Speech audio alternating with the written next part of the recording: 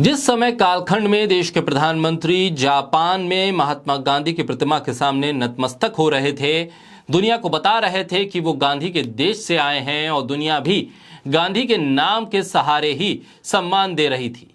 Japan में PM Modi ने महात्मा गांधी की प्रतिमा का लोकार्पण किया। ठीक उसी कालखंड में गांधी के देश में यानी भारत में बीजेपी शासित मध्य प्रदेश के ग्वालियर में गांधी के हत्यारे को सम्मान देने की कोशिश की गई।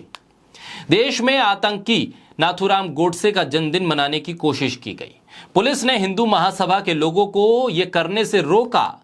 कमाल की बात है कि पीएम मोदी दुनिया में गांधी की विरासत के सहारे पहचाने जाते हैं और भारत में आजाद भारत के पहले आतंकी नाथूराम गोडसे, जिसने गांधी जी की हत्या की थी, उसका जन्मदिन मनाने की कोशिश हो रही है। क्या ये गांधी जी का अपमान नहीं है? देश में चाहे जितना भी गोडसे, गोलवरकर और सावरकर कर लीजिए, देश के बाहर तो पहचान गांधी के ही नाम से मिलेगी।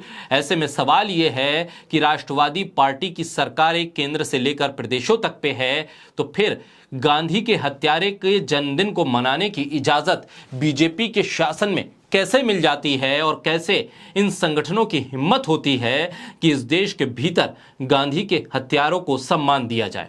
बोलता हिंदुस्तान पर मैं हूं आपके साथ मिर्जा शाकिर अली बेग। दिन रात गांधी और गांधी की विचारधारा को कोसने वालों को विदेश में गांधी की ही याद आती है।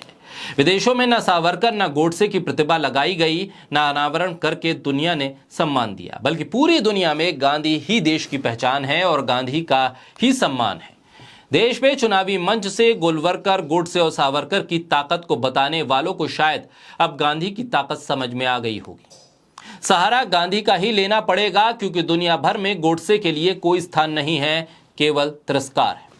लेकिन गांधी के इस देश में गांधी के विचारधारा के हत्यारों को सम्मान क्यों दिया जाता है? उनका गुणगान क्या गांधी का अपमान नहीं है? जिस गांधी ने सत्य अहिंसा का पाठ पूरी दुनिया को पढ़ाया, उस गांधी के हत्यारे नाथूराम गोडसे का 114वां जन्मदिन मनाने वाले इस देश में कहां से आए? आखिर इन लोगों को किसका समर्थन है? क्या ये लोग देशद्रोही नहीं हैं?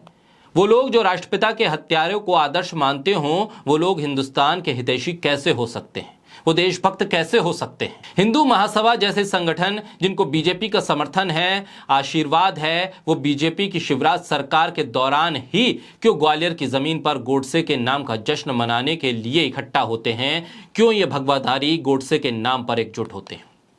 क्या ये गांधी जी का अपमान नहीं है? ऐसे संगठन को बैन क्यों नहीं करना चाहिए? ऐसे लोगों पर यूएपीए क्यों नहीं लगना चाहिए?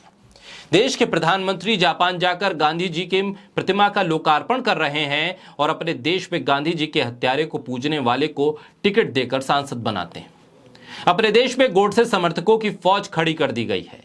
विदेश में इज्जत गांधी के नाम पर ही मिलेगी। गोडसे की भक्ति करने वाली बीजेपी की सांसद, गोडसे को देशभक्त बताने वाली प्रज्ञा सिंह ठाकुर बीजेपी की सांसद है। संसद भवन में बैठती हैं, संविधान की शपथ लेकर गांधी के हत्यारे को पूजती हैं, लेकिन देश के पीएम को इससे फर्क शायद नहीं पड़ता। जो लोग भारत में गोडसेवादी समर्थकों को संरक्षण देते हों, गोडसे के भक्तों का आदर करते हों, उनको भी बापू के आगे शीश झुकाना पड़ता है। ये गांधी की ताकत है, तभी तो मजबूती का नाम गांधी है। सत्य, अहिंसा और न्याय की ताकत का नाम गांधी है।